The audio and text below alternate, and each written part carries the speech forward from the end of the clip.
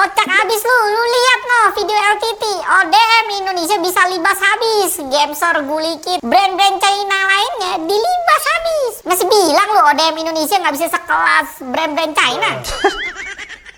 Gue ngeliat orang gininya nyefong ODM ya, gue sampai mikir, emang Pertamax dioplos tuh ngerugiin banyak orang. Tapi kalau ngeliat nyepongan ODM gratisan gini, khusus buat orang ginian, kayak lu emang pantes dioplos Pertamaxnya. Buat lu konteks, yang dibela penyefong ini ada di video LTT yang menangin gamepad Easy SMX jadi rank 1 dari banyak gamepad lainnya. Dan kayaknya ada brand lokal ODM yang bikin sama pabrik Easy SMX ini cuma ganti-ganti logo doang. Dan penyefong ini bilang kalau ODM itu kualitasnya bakal sama kayak Easy SMX. Dan dengan video LTT menurut penyefong ini berarti ODM itu yang ganti-ganti logo doang otomatis bantai semua gamepad di market. Aduh.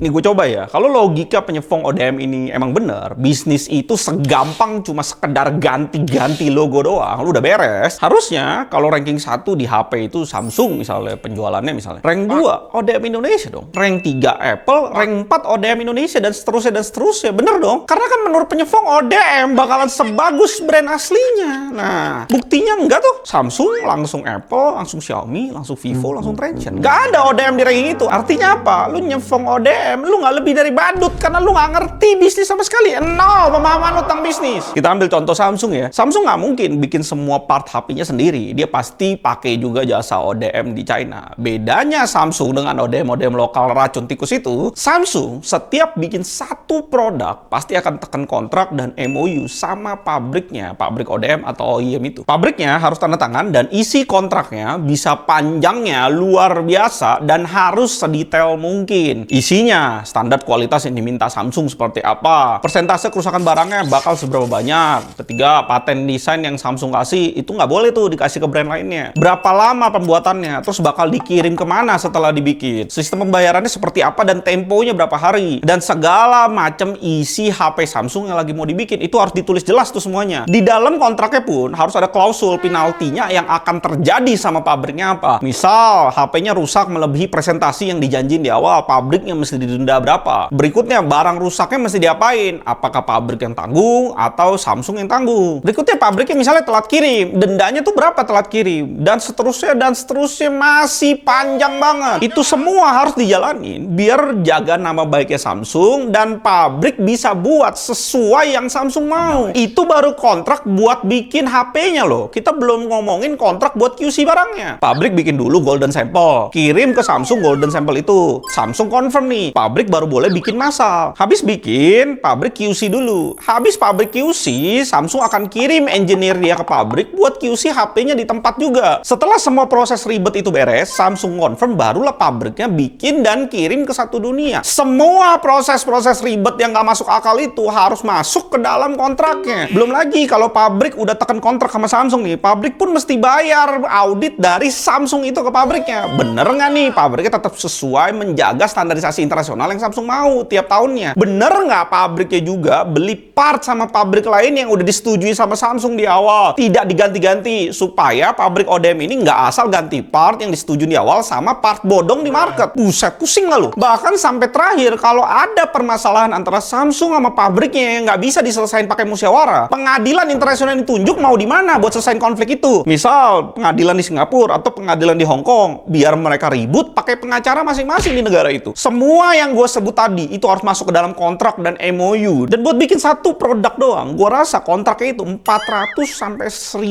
halaman kontraknya itu tebelnya. Lu kebayang nggak seberapa ribetnya brand internasional ini buat bikin sama satu pabrik doang? Dan kalau lu pikir Samsung bikin ke sebuah pabrik ODM gitu, misalnya, dan ada brand lokal ODM Indonesia juga bikin di pabrik yang sama kayak Samsung, lu pikir kualitas ODM lokal itu bakal sama kayak Samsung?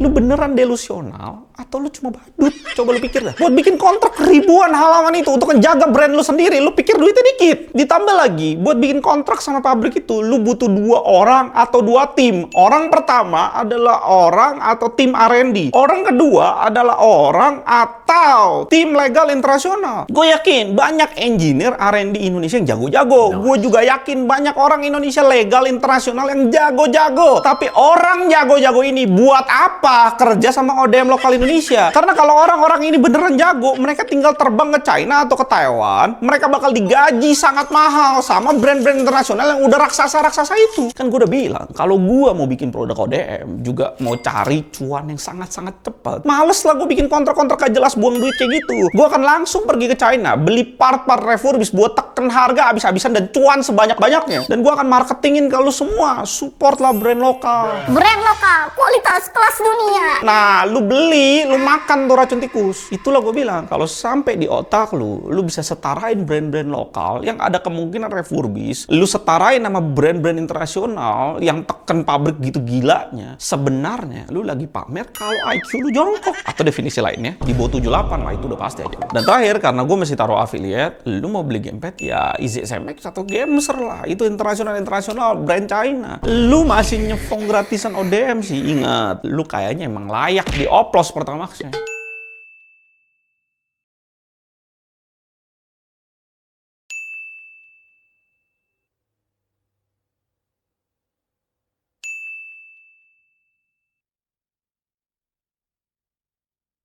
Ingat top up game, ingat di Daily Top Up.